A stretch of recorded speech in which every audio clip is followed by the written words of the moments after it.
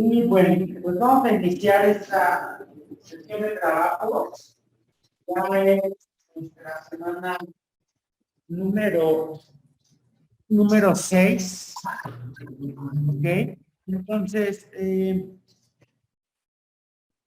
había quedado pendiente una lectura que tenía que ver con el tema del subjetivismo y el relativismo. Una lectura bastante corta, bastante sencilla. Y bueno, vamos a ir comentándola el día de hoy. Además, vamos a implementar estas ideas con esta presentación que dice posturas epistémicas para que se aclare y se simplifique de mejor forma algunas de las posturas que ya hemos visto y sobre todo estas dos que veremos el día de hoy. Entonces, bueno, vamos primero por la cuestión del texto. El subjetivismo y el relativismo. Es una lectura que comprendía básicamente 4 hojas y media, más o menos, corría de la mitad de la página 21 a la página 24, a la página 25, perdón. Entonces, bueno, ¿alguna idea? ¿Alguien que nos quiera compartir, que nos quiera comentar? Recuerden que es importante para mí. Muchas gracias, Lupita, ya está en la dinámica de la manita levantada. Agri también, Ángel, Carla, de igual forma, lo agradezco. Y Navy. Muy bien, alguno de ustedes que nos quiera compartir una idea que tuvo respecto al texto, algo que les haya llamado la atención? Yo, profesor. Adelante. Bueno, yo leí que el subjetivismo y el relativismo son en el fondo, escepticismo, porque ellos también niegan la verdad. Muy bien, exacto. Ustedes recuerdan que la clase pasada veíamos esta cuestión del escepticismo y del dogmatismo, ¿ok? En cuanto a la cuestión del escepticismo, veíamos que se negaba el conocimiento, ¿ok? Para una persona escéptica, el sujeto no puede aprender al objeto. Y en ese sentido, el concepto o el fenómeno de la verdad aparece como algo pues básicamente imposible. Eso en cuanto al escepticismo, ¿ok? Veíamos la clase pasada que el escepticismo decía no, no a la verdad, sí, ¿a qué cosa? ¿Alguien recuerda? No existían La verdades. probabilidad. Exacto, sí a la probabilidad. Muy bien. Y en ese sentido, ustedes recuerdan que se afirmaba esta idea de que los científicos muchas veces son escépticos. ¿Por qué? Porque un escéptico dice, bueno, como coloquialmente se enuncia a través de un dicho, ¿no? No puedo decir que la burra es parda hasta no tener los pelos en la mano, ¿no? Es decir, a las pruebas se remite uno y aún con las pruebas puede haber un grado de equivocación. Entonces, la verdad no existe, sino más bien existe la probabilidad. Entonces, muy bien, nos dicen por acá, me llamó la atención esa cuestión porque de fondo, de acuerdo con el texto, el subjetivismo y el relativismo son, el subjetivismo y el relativismo sí son escépticos. Muy bien, ahorita vamos a comentar esa cuestión de la verdad, porque en efecto, no existe la verdad con mayúsculas para para estas dos corrientes. Existe otra forma de verdad. Ahorita lo vamos a comentar. Muy bien. ¿Qué otra cosa, qué otro concepto, otra idea les llamó a ustedes la atención? Yo, profesor. Muy bien, te escuchamos. Bueno, sobre el subjetivismo, hablaba sobre un cierto criterio válido al conocimiento del sujeto. Es decir, o sea, que plantea que algo que puede ser verdadero, o sea, una probable verdad para una persona, pero para otra no. Es decir, que tienen diferentes perspectivas. Y en cuanto al relativismo, pues afirma que todos los puntos de vista de todos los del sujeto son igualmente válidos Es decir, donde puede encontrar una relativa verdad. Sí, sí, son dos posturas parecidas, muy parecidas, Lupita, muy bien, pero como bien lo comentas, tienen un grado de diferenciación. Ahorita lo vamos a comentar. El subjetivismo pone mayor ahínco, mayor empeño en el juicio del sujeto, mientras que el relativismo pone mayor énfasis o exalta más los factores externos que determinan ese juicio, ¿ok? Por ahí, por ejemplo, marcaba el texto un enunciado en el que decía, 2 más 2 son 4, y esa para nosotros es una verdad, podríamos así llamarlo, absoluta, ¿no? O sea, 2 más 2 son 4 en China, 2 más 2 son 4 en Estados Unidos y 2 más 2 son 4 en un pueblo de la Sierra Negra de nuestro estado. Y 2 más 2 han sido 4 hace 100 años y 2 más 2 seguirán siendo 4 dentro de otros 100 años. Pero el texto dice, bueno, podemos considerar esto como una verdad universal, dado que podríamos así llamarlo, trasciende el tiempo y el espacio, ha sido así y seguirá siendo. La respuesta desde un punto de vista subjetivo o relativo es no. No, porque 2 más 2 son 4, acorde a nuestro sistema lógico, a nuestro sistema numérico. Pero pensemos en un caso muy, muy extraño. Pero si quizá existieran otras organizaciones, otras formas de vida, ¿no?, diferentes, igualmente inteligentes a la nuestra, pero con una diferente organización o un diferente desarrollo científico, para ellos quizá 2 más 2 no sería 4. Y entonces nuevamente nuestra verdad, esto que nosotros consideramos como absoluto, pues queda entredicho. Muy bien. Entonces, vale. ¿Qué otra cosa? ¿Alguna otra idea que haya llamado su atención? Navy, Ángel, profe. algo. Adelante, te escuchamos. También decía que dentro del subjetivismo y el relativismo a veces tiene cierta contradicción porque no sabemos qué tan verdadero o qué tan falso es lo que estamos diciendo, porque en algunas circunstancias nosotros no sabemos a ciencia cierta si lo que a lo mejor en la escuela nos están diciendo es verdadero o se basaron a partir de otras teorías que estuvieron basándose desde que ellos fueron pequeños hasta ahorita. Exacto. Sí, eso es importante. Ahorita vamos a comentar como algunas cuestiones, sobre todo el relativismo. Tienden... Profe, Sí, adelante, Navy. bueno, es que, precisamente nos habla de que las verdades son válidas, pero en su círculo, ¿no? En el que pertenecen. Sí. Y nos dice también que, sí, o sea, sí se contradice, pero precisamente por esto, porque todo tiene validez, pero de acuerdo a su ámbito. Sí, la cuestión de la verdad entonces es una verdad, podríamos así llamarlo, limitada, ¿no? Es una verdad, ¿cómo decirlo? Caduca. Como cuando nosotros compramos, no sé, un teléfono. Compramos un teléfono el día de hoy, que es 16 de octubre del 2021.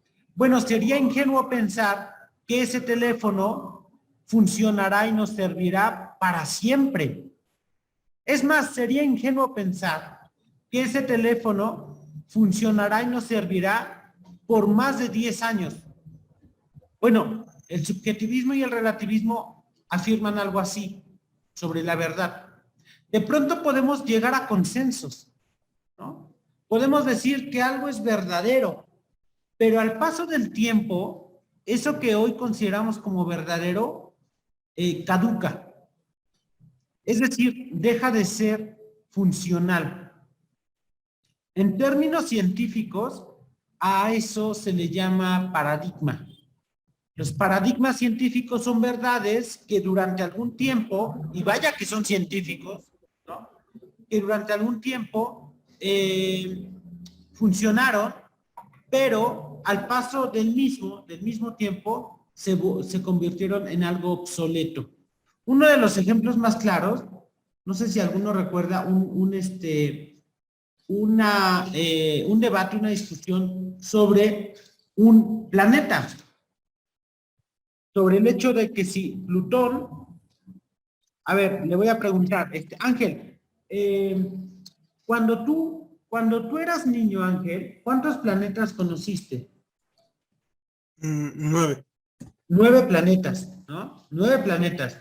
Bueno, pues hace algunos años, se dio una discusión sobre el hecho de que si Plutón era considerado planeta o no. De hecho, les estoy proyectando, ¿sí ven la imagen? La interfase del buscador. Sí. Sí, profe. Ok, muy bien, les estoy proyectando una discusión que se dio hace algunos años. Vean acá, preguntas relacionadas. Inmediatamente escribo la palabra Plutón y aparece esto, ¿no?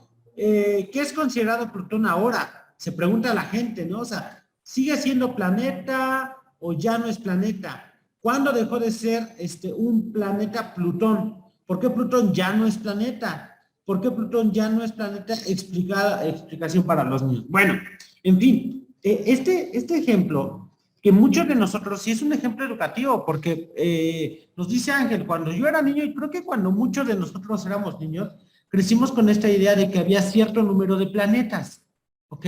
Y eso venía en nuestros libros de texto, y eso lo decía nuestro profesor, nuestra maestra, nuestro maestro, y eso aparecía en las publicaciones de asociaciones científicas, la NASA, y cuestiones que tenían que ver con el estudio del espacio y los planetas, y nadie negaba que Plutón fuera un planeta. Bueno, pasa el tiempo de eso que tendrá, unos 15 años, y hace más o menos unos 8, 10 años, ¿no? Pues comienzan los científicos a reformular o a replantear el concepto de planeta y dicen, ¿saben qué? Siempre no. Plutón ya no es un planeta. Y entonces llegará el tiempo en el que quizá vuelvan a decir, ¿saben qué? Nuevamente es un planeta. Uno se podría preguntar, ¿habría cambiado algo en Plutón? O sea, ¿hay verdaderamente algún cambio que digan, bueno, ahora Plutón es más grande o es más chico o cambió de color o ahora estaba en tal lugar y ahora se puso en tal otro para que los científicos acordaran eso? Quizá la respuesta es no. Simplemente lo que cambió fue el juicio de los sujetos que creían conocer a Plutón, en este caso de los científicos. Dicho de otro modo, para una persona subjetiva o para el subjetivismo, la verdad no está en el objeto mismo, sino que la verdad no está en el objeto, sino más bien en el sujeto. Es decir, el hecho de que Plutón fuera o no planeta no dependía de Plutón, sino depende de los acuerdos que tengan los científicos. Cambiamos de científicos y cambiamos de juicio. Ese es un buen ejemplo, ¿no? De por qué para el subjetivismo y para el relativismo el concepto de verdad no existe, ¿ok? Porque después de todo, van a decir ellos, la verdad es un consenso social, ¿ok?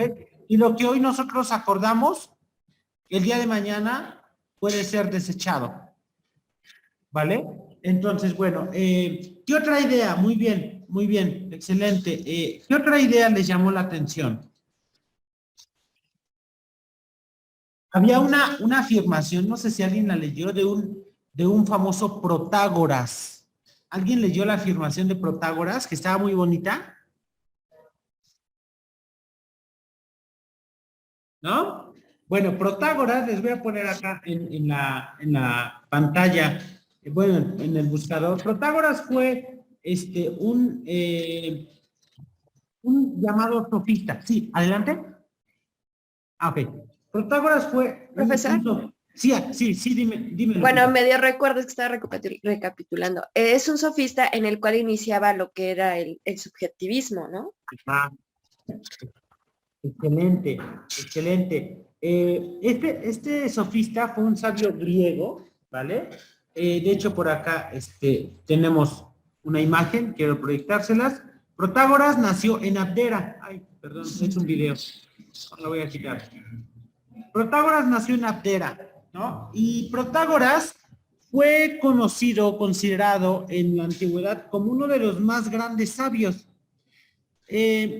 No escribió como tal un texto, pero sí enunció ciertos postulados de su pensamiento, plasmó ciertas ideas. Quizá la más famosa sea aquella que dice que el hombre es la medida de todas las cosas. ¿Qué significará esto, Lupita? ¿Qué significa que el hombre sea la medida de todas las cosas? O alguien, Adriana, Ángel, Navy, ¿qué significa que el hombre sea la medida de todas las cosas? O sea, que el hombre es como una taza o un jarro, o el hombre es como una báscula que puede medir, ¿o qué ocurre? ¿Puedo hablar, profe? ¿Cómo qué les dice esa idea? ¿Ah? Bueno, yo creo Bueno. que como es... ¿Sí me escucha? Sí, sí te escuchamos. Bueno, pues yo creo que como es el ser pensante y digamos, se podría decir que es quien es el que está consciente de todo y quien crea todo, hablando ya en lo que estamos, ¿Ah? pues es quien puede decidir qué hacer y qué no hacer. En este caso, en qué creer o en qué no. Exacto, sí. Protágoras pensaba... Lo que usted mencionaba, Sí. ¿no, profesor? Acerca de los científicos. ¿Mande? Lo que es también lo que usted mencionaba acerca de los científicos, ¿no? Lo que un científico dice un día, eso es, y lo que un científico dice después, eso es. Exacto, sí. Protágoras estaba peleando en aquellos años, hace 2500 años, con el grupo de los filósofos, particularmente con Platón. Entonces, Protágoras y Platón traían ahí un pleito. Platón pensaba que las cosas existían universalmente. Por ejemplo, que la idea de justicia era universal. Es decir, que lo justo era lo mismo en Puebla, en Atenas o en Tokio. Eso pensaba Platón. Lo justo no podía ser diferente para cada cultura. O lo bello, por ejemplo. ¿No? O sea, una persona bella no puede ser bella en México y fea en Argentina. Eso no es lo que pensaba Platón. Platón pensaba que si nosotros éramos bellos en un lugar, tendríamos que serlo en todos. Y Protágoras decía, no, las cosas dependen, no tanto de la cultura, decía Protágoras. Por eso no es tan vinculado al relativismo, sino más bien es vinculado al subjetivismo. Protágoras decía, lo bello no depende de una esencia, lo bello no es universal, lo justo no es universal, lo justo es subjetivo, lo bello es subjetivo. Y decía, el hombre es la medida de todas las cosas. Es decir, que del hombre dependen todos los juicios sobre las cosas mismas. De pronto, no sé si les ha pasado, que ustedes conocen a un chico o a una chica y dicen, ay, es muy guapo o es muy guapa.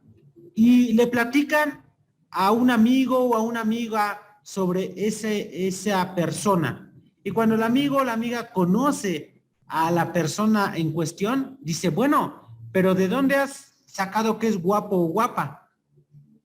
Ahí, diría Protágoras, se demuestra que el hombre es la medida de todas las cosas. Porque lo que para Lupita es bello, quizá para Navy no lo es. Quizás si Lupita y Navy vieran o escucharan una misma canción, Lupita diría, pero qué hermosa canción. Y Navy diría, pero qué fea canción. O quizá Eli diría, qué aburrida canción. Entonces, una diría que es linda, otra diría que es fea y otra diría que es aburrida. Viendo o escuchando la misma canción. ¿De quién depende? Diría Protágoras. No depende de la canción. sino depende del juicio de Lupita, del juicio de Navy y del juicio de Eli. Eso es el subjetivismo. Las cosas dependen del sujeto. Ahora, podríamos pensar que esto está padre, pero llevado a términos éticos, el subjetivismo causa tremendo problema. ¿Por qué? Porque entonces valores como la justicia o valores como lo bueno, el bien, no existirían. ¿Quién me podría a mí decir que algo es justo o injusto? Si yo dijera que, por ejemplo, en nuestros códigos religiosos, penales y demás, matar es malo. Pero llevado a últimos extremos, el subjetivismo ético, digamos un subjetivismo ético extremo, diría, pues es que número uno, depende de a quién mates. Y número dos, depende de quién sea el asesino. Entonces, vean cómo esto causa problemas, ¿no? Porque a últimas instancias, reitero, en términos éticos, los valores, por ejemplo, serían relativos y dependería del sujeto. Y entonces, pues esto prácticamente imposibilitaría el desarrollo de una sociedad armónica. El subjetivismo, en términos epistemológicos, en términos del conocimiento, se sostiene. Pero el subjetivismo en términos éticos es muy problemático, ¿no? Porque, reitero, no sé, los valores o las acciones. Piensen ustedes que un médico mata a un paciente y entonces eso es condenado, ¿no? Pero piensen ustedes que alguien asesina en defensa propia. Bueno, eso tendría que ser igualmente condenado desde otro punto de vista. Pero desde el punto de vista del subjetivismo diría, bueno, pues depende, por ejemplo, de que quizá el médico tenga a un conocido en la fiscalía, o no es lo mismo que un médico asesine por omisión o descuido a un indigente que asesine a una persona adinerada. Ahí está un juicio subjetivo. Depende de a quién se hagan las cosas, depende de quién haga las cosas. Eso es problemático, ¿no crees, Ángel? Sí. Es muy conflictivo. Ahora, la cuestión del relativismo, que es la otra postura. Lo relativo tiene que ver ya no tanto con el sujeto. Voy a hacer un pequeño dibujo en el pizarrón. Les comento, no hay nadie en el salón de clases y por eso he cerrado la puerta y por eso me voy a quitar el cubrebocas en este momento para poder hablar un poquito más fuerte y que ustedes me escuchen. ¿Ok?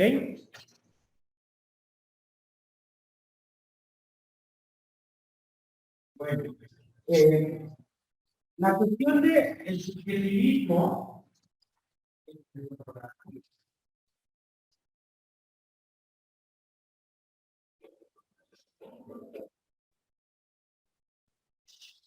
el subjetivismo pone énfasis en el sujeto. El relativismo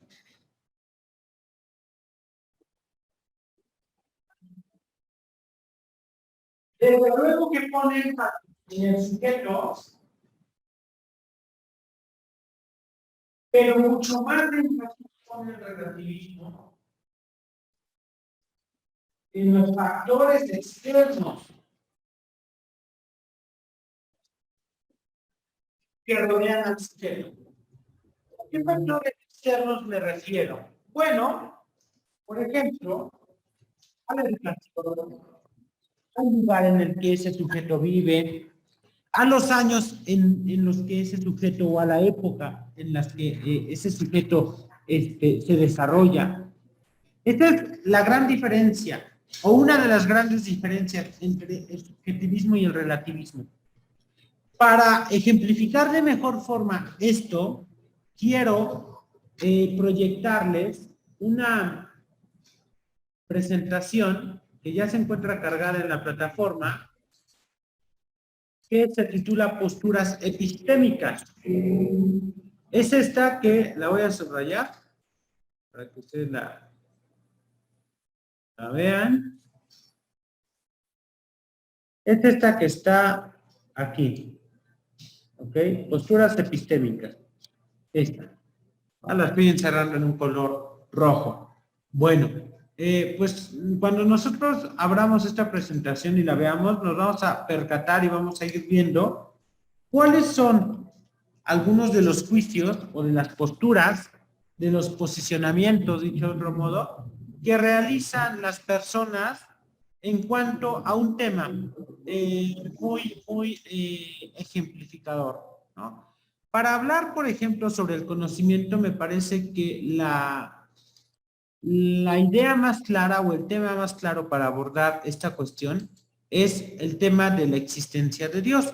De esta forma se puede ejemplificar muchos de los posicionamientos, de las ideas, de los juicios de cada una de las posturas que hemos visto y que abordaremos o veremos a lo largo del curso. ¿Vale? Reitero, esta presentación ya está cargada en la plataforma para que ustedes igual puedan tenerla ahí como evidencia. Lupita, sí se ve en tu pantalla, ¿verdad, Lupita? Sí, profesor. Excelente. Bueno, dice posturas epistémicas y el propósito de esta presentación pues es que nosotros identifiquemos las características del dogmatismo y el escepticismo mediante materiales audiovisuales y una lluvia de ideas, ¿no? ¿Para qué? Pues para comparar estas posturas, en los postulados de ambas posturas. Pero reitero, no solamente nos sirve para el dogmatismo y el escepticismo, sino también para posturas como el subjetivismo y el relativismo. Bueno, y vamos a comenzar con esta dinámica. A ver, le preguntaría a nuestra compañera Eli. Eli, ante esta pregunta que aparece en tu pantalla, ¿cuántas posibles respuestas existen, Eli? Son dos, profe. Puede ser un sí o un no. Excelente, ¿no? Simplemente tenemos esta idea de que existen dos. Es una pregunta cerrada en términos educativos. Este tipo de preguntas en ocasiones se suelen plantear en los exámenes, ¿no? Como verdadero o falso, sí o no. Se llaman preguntas cerradas. Es decir, que no admiten una tercera respuesta. O es sí o es no. O es verdadero o es falso. ¿Ok? Entonces, existen dos posibles respuestas. Si Dios existe, la respuesta puede ser sí o la respuesta puede ser no. Ahora, acá están. Probables respuestas, sí y no. Les he colocado acá unas pequeñas imágenes. Ahora bien, la respuesta más interesante en términos de nuestro curso, la respuesta epistemológica más interesante que nos va a servir para ejemplificar es la respuesta sí, la respuesta afirmativa, ¿ok? Si nosotros respondemos con un no rotundo, como que el chiste se acaba, como que no hay tanto ejemplo, tanta tela de dónde cortar. Pero de cualquier forma, pues vamos a ver en términos religiosos, ¿qué implicaría la respuesta de Dios no existe? Creo que muchos de nosotros hemos conocido a alguna persona o quizá alguno de nosotros mismos es partidario de esta idea de que Dios no existe. Bueno, en ese caso, pues como lo dice esta imagen que les coloco del lado derecho, pues no hay nada interesante, ¿no? La verdad es que las personas que dicen Dios no existe, en lo personal cuando yo conozco a una persona que dice Dios no existe, híjole, pues no hay como mucha tela para una conversación interesante en este sentido, ¿ok? Considero que no puedo aprender mucho, ¿no? En cambio, bueno, ahorita lo vamos a ver. Para las personas que dicen que Dios no existe, el concepto en términos epistemológicos, ¿ok? Es ateo, o en términos inclusive religiosos. Ateo proviene del griego a, que significa negación, y teos, que significa Dios, ¿vale? Entonces, un ateo es el que niega la existencia de Dios, ¿no? Inexistencia de Dios. Dios no existe. Bueno, y pues se acabó el problema. Si Dios no existe, no hay nada que decir sobre él. ¿Cómo puedo hacer juicio sobre aquello que no existe? ¿No? Que no existe ni como objeto material, ni como objeto ideal, ¿no? Es decir, no existe como objeto real. Ustedes recuerdan cuál era la diferencia. Los objetos reales son aquellos que se captan a través de los sentidos, que tienen una magnitud, un peso, un color, una talla. Y los objetos ideales son los que se captan a través del pensamiento. Y si Dios no se capta ni a través de los sentidos, ni a través del pensamiento, bueno, pues seguramente es porque no existe, y en ese sentido, pues no hay mucho que decir, ¿vale? Esta es la primera postura. Ahora, la segunda posible respuesta, que es Dios existe. Ah, muy bien. Cuando le preguntamos a una persona, ¿Dios existe? Y nos dice, sí, sí existe, tendríamos que formular una segunda pregunta. Lo interesante no es solamente que Dios exista. Lo relevante en términos epistemológicos sería si se puede conocer. Nosotros estamos en un curso de teoría del conocimiento o epistemología.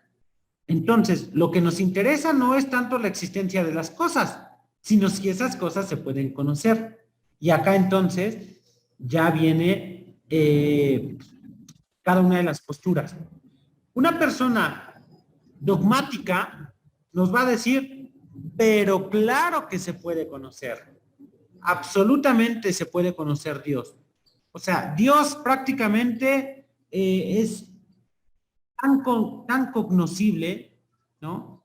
Yo lo puedo palpar casi como a un árbol. Dios es perfectamente cognoscible. Ahora, diría una persona dogmática, Dios no se capta o no se palpa de la misma forma que un árbol, porque al árbol lo puedo abrazar, o lo puedo tocar, o lo puedo oler, o lo puedo pesar. Ah, bueno, pero diría el dogmático, el hecho de que no pueda tocar, palpar, abrazar a Dios, no significa, número uno, ni que no exista, y número dos, que no se pueda conocer, porque lo puedo conocer, y tengo acá una imagen, les puse abajito de la imagen del dogmatismo, a un grupo de personas. ¿Qué creen que estén haciendo esas personas? Navy, ¿tú qué crees que estén haciendo? Orando.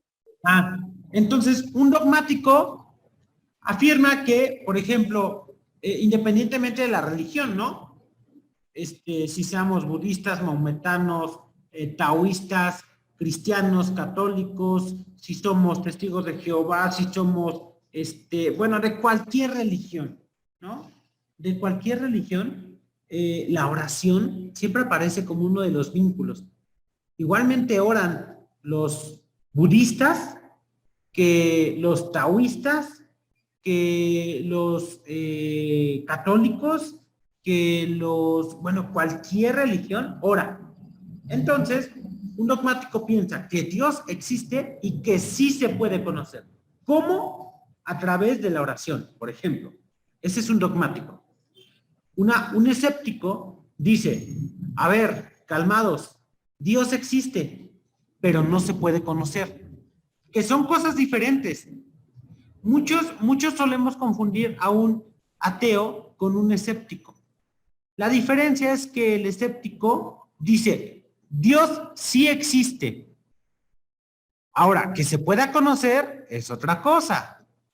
Eso dice el escéptico. Y el ateo dice, Dios no existe. Y como no existe, obviamente no se puede conocer. Ambos coinciden, tanto el escéptico como el ateo, en que Dios no se puede conocer. Solo que el escéptico dice, no se puede conocer, pero sí existe.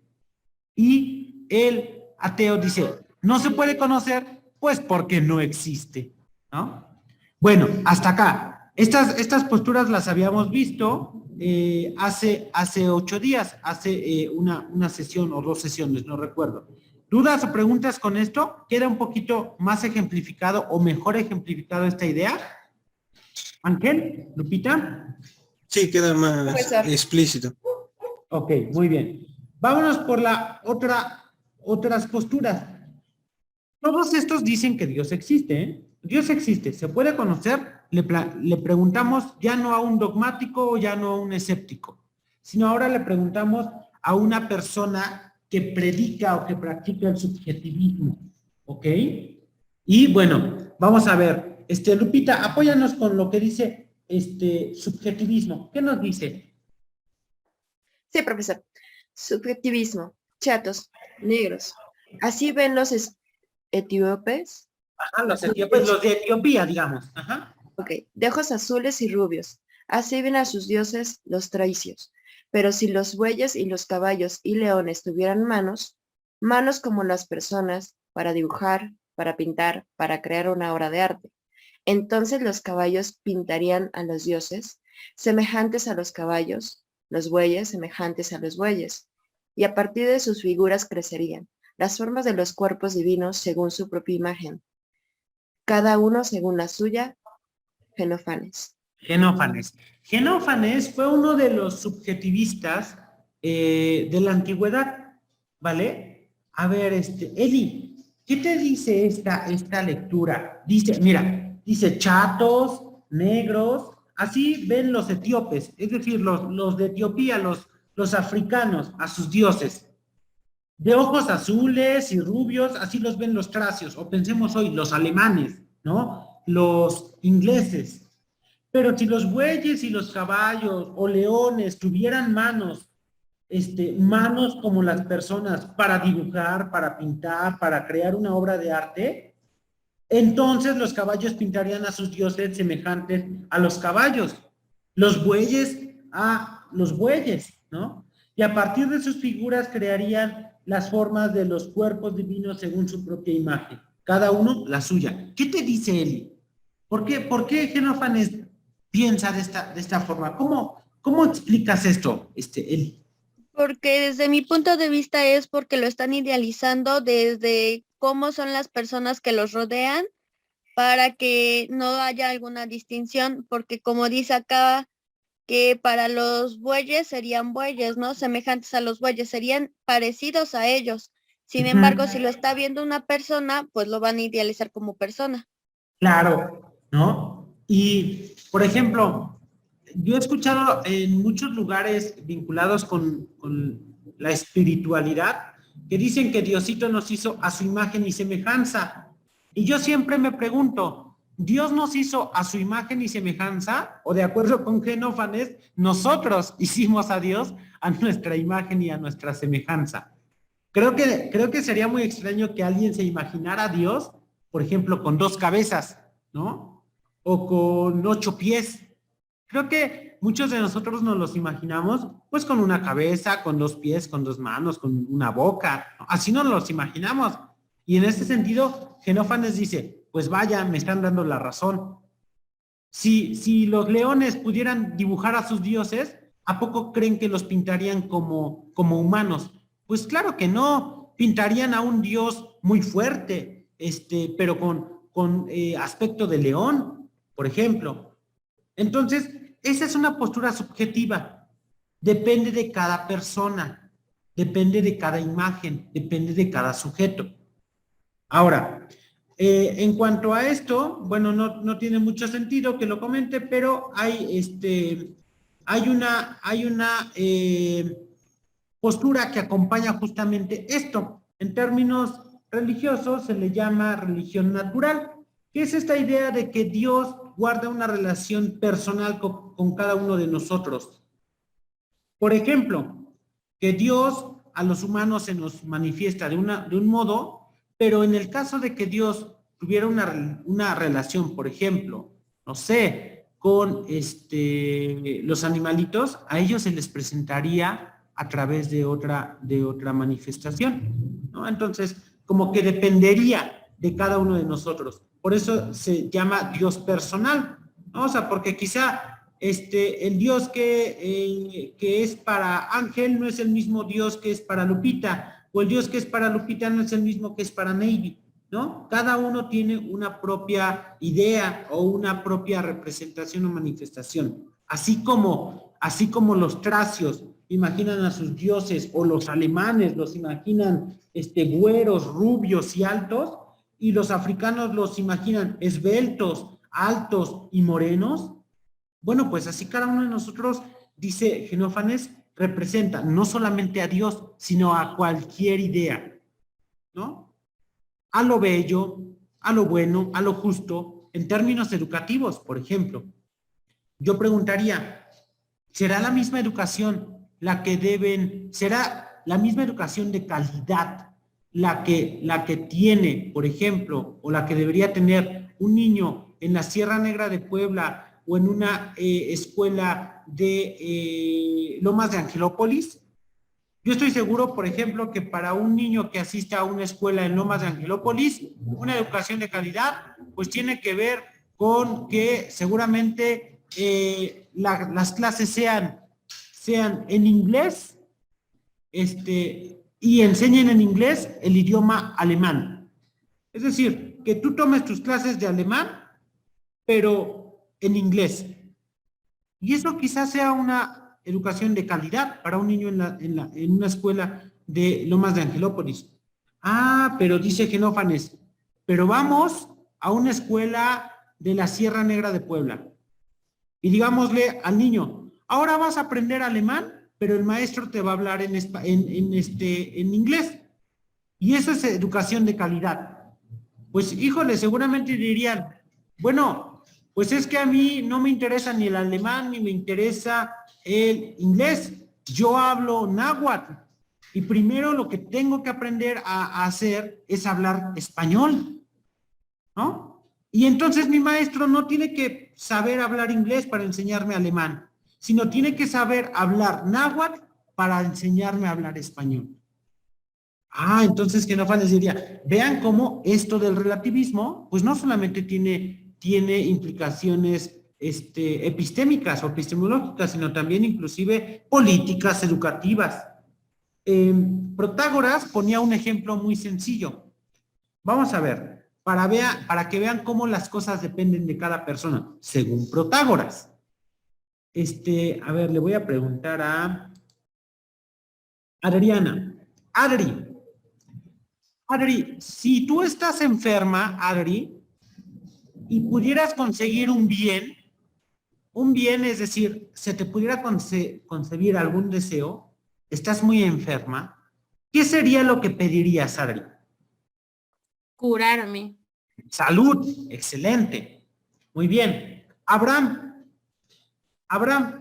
si tú estuvieras en bancarrota, Abraham, y no tuvieras ni un peso y tuvieras muchas deudas y se te pudiera conseguir un bien, ¿qué es lo que pedirías, Abraham? Dinero. Dinero, riquezas. Voy a poner un tercer ejemplo con mi persona. Si yo fuera un mendigo y si todos me humillaran y si nadie me reconociera como persona, lo que yo pediría sería fama, por ejemplo. Serían honores. Dice Protágoras, o podría decir Xenófanes, el bien depende de la situación en la que nos encontremos. El bien no existe, la verdad no existe. Si le preguntas a Adri, en una situación hipotética de enfermedad, para Adri el bien sería la salud. Si le preguntas al profe, para una situación hipotética de desgracia, de desdicha, para el profesor el bien sería la fama. Y si le preguntas a Abraham, en una situación hipotética de bancarrota, de quiebre económico, el bien sería la riqueza. Entonces dice pues el subjetivismo, esta idea de que las cosas existen universalmente, de que la salud es el mejor bien para todos, o de que la felicidad es esto para todos, o de que lo bello debe ser esto para todos, dicen no existe. Bueno, vamos con la otra parte. Si le preguntamos a una persona relativista, que es la segunda postura del día de hoy, ¿Dios existe? Dirían, sí, sí existe. ¿Se puede conocer? Ah, sí se puede conocer, solo que cada uno de nosotros lo conoce de forma diferente. Ah, caray, ¿cómo es eso? Sí, porque para los egipcios Dios era un halcón. Ah, y para los mexicas, por ejemplo, Dios era una serpiente. Ah, y para los maometanos o los habitantes de la India, los hindús, Dios es un elefante con muchas manos. Ah, y para los occidentales, para el 90% o el 70% o el 50% de los mexicanos, Dios es un hombre inmortal, un hombre que subió a los cielos. Ah, caray, entonces, pero existe, claro que existe, pero se manifiesta de formas diferentes. Y entonces, Dios, pues, yo acá pongo una pregunta, y bueno, y con mucho respeto, ¿no? La pregunta que yo planteo ¿es Dios verdaderamente?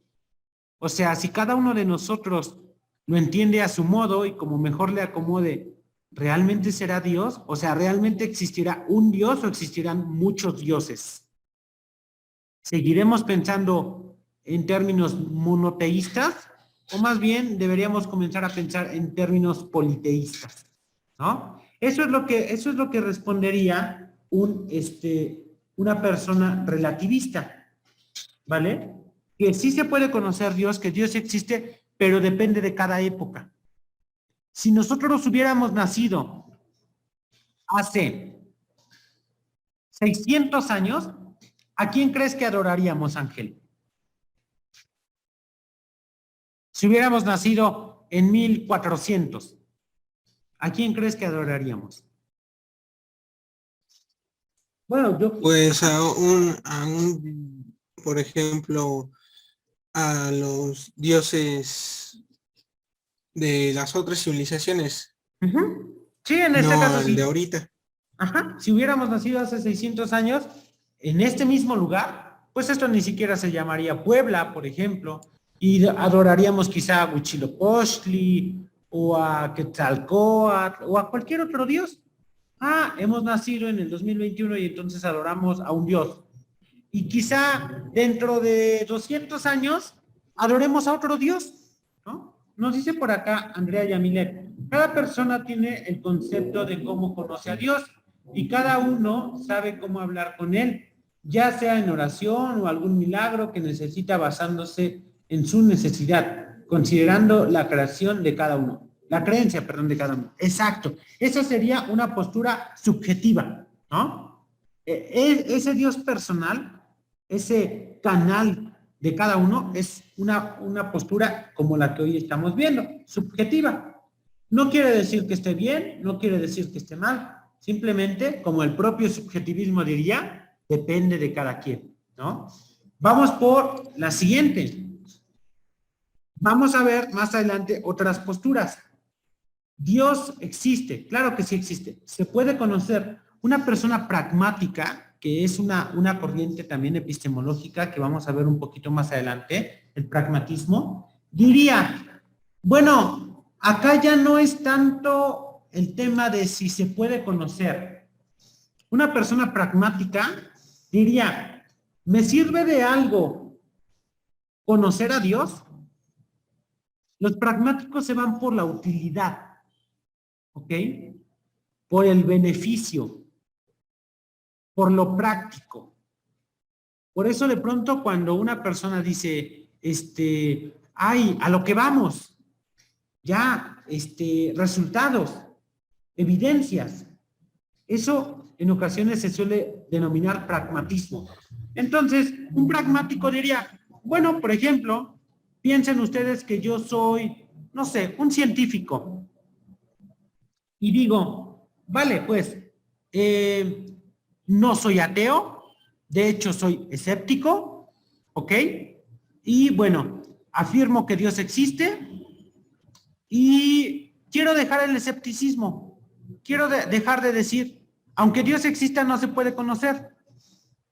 Quiero moverme a otra postura. La siguiente postura en términos religiosos, más allá del escepticismo para las personas, por ejemplo, de ciencia, es el pragmatismo. Y entonces muchas personas se preguntan, bueno, ¿pero me sirve de algo conocer a Dios? ¿Me es útil?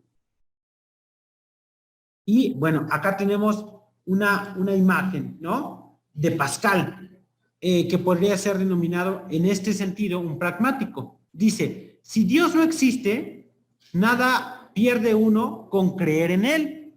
Y vean, lo está pensando en términos de su beneficio. Si Dios no existe, nada pierde uno con creer en él. Mientras que si existe, lo perdería todo por no creer. Pero Pascal está pensando en términos pragmáticos. Pascal está diciendo, mejor me conviene creer en Diosito. Si no existe, bueno, pues no pasa nada, me porté bien toda la vida, hice el bien a mis semejantes y pues me comporté sanamente, ¿no?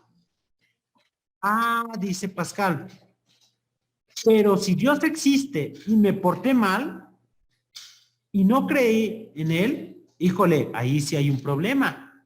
Entonces dice Pascal, lo mejor es creer en Dios, pero no por un acto de fe, sino Pascal lo está pensando por una conveniencia, por un beneficio, ¿no? Entonces, esa sería una postura pragmática. Reitero, más adelante la vamos a ver. Una postura que también vamos a ver más adelante, crítica o criticismo. Y entonces, acá les pongo dos ejemplos. Una es una frase de Descartes y la otra es una frase de Benedetti. Por favor, Lupita, apóyanos con la frase de Descartes, la imagen de la izquierda. ¿Qué nos dice? Sí, profesor. Para investigar la verdad es preciso dudar, en cuanto sea posible, de todas las cosas. Descartes. Ok, entonces, dice Descartes, un personaje dentro del criticismo. Bueno, pues Dios sí existe, o sea, existe, claro, pero voy a dudar un poquito de él. Es como cuando, por ejemplo, bueno, voy a poner un ejemplo personal para no mencionar a nadie, ¿no? Cuando yo les digo, bueno, mi esposa existe, pero pues claro que existe, ¿no? ¿Cómo no va a existir si vivo con ella? Ah, bueno, entonces no estás negando la idea de que tu esposa exista. Pues claro que no. ¿La conoces? Pues sí, o sea, la conozco, como con ella, duermo con ella, platico con ella, aprendo de ella. Ah, bueno, entonces existe y aparte conoces o puedes aprender de ella, desde luego. Pero si soy crítico como Descartes, diría, bueno, pero de vez en cuando no me hace daño dudar sobre lo que me dice, ¿no? O no me hace dudar sobre lo que comenta. O sea, no todo lo que me diga lo voy a creer. Quizá me está mintiendo y yo soy ingenuo. Ese es un posicionamiento crítico. ¿Ok? Que dicen, bueno, pues Diosito sí existe, pero hay que dudarle un poquito, ¿no? A lo mejor sobre algunas cosas. La segunda cuestión, Ángel, ¿qué nos dice la imagen de Benedetti, la de la derecha?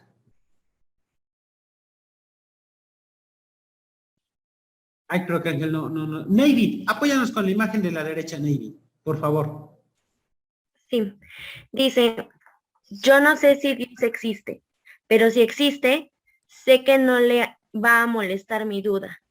Ok, y vean, esa es una postura en cuanto al criticismo de que es bueno dudar de todo. Dicen los criticismos o los críticos, es buena la verdad, es bueno el conocimiento, pero mucho mejor es la duda. O sea, sí, es como el niño que no sé si ustedes tienen en clase, o han conocido, o quizá espero que no seamos de estos, como alumnos. El profe nos dice algo y todos decimos, ah, no, pues sí. ¿Por qué? Pues porque el profe lo dijo. No, pues de vez en cuando, ay, ¿a poco sí es cierto, profe? A ver, me voy a poner a investigar para ver si es verdad esto que tú me estás diciendo, ¿no? Bueno, ese es el criticismo. Y después vamos a ver que es esta última postura, que es el perspectivismo. Perspectivismo. Que en el caso de Dios y en el caso de la ciencia y en el caso de cualquier tema es una postura epistemológica que dice que para conocer una cosa, un objeto, necesitamos de diferentes perspectivas. Voy a poner un ejemplo. El hombre, el ser humano. El médico lo conoce en términos biológicos. El sacerdote lo conoce en términos espirituales. El psicólogo lo conoce en términos psicológicos. El abogado lo conoce en términos legales. Bueno, el pedagogo lo conoce en términos escolares. ¿Cuál es mejor? ¿Qué perspectiva es mejor? ¿La del sacerdote o la del psicólogo o la del educador o la de... Bueno, dice el perspectivismo, las posturas son complementarias.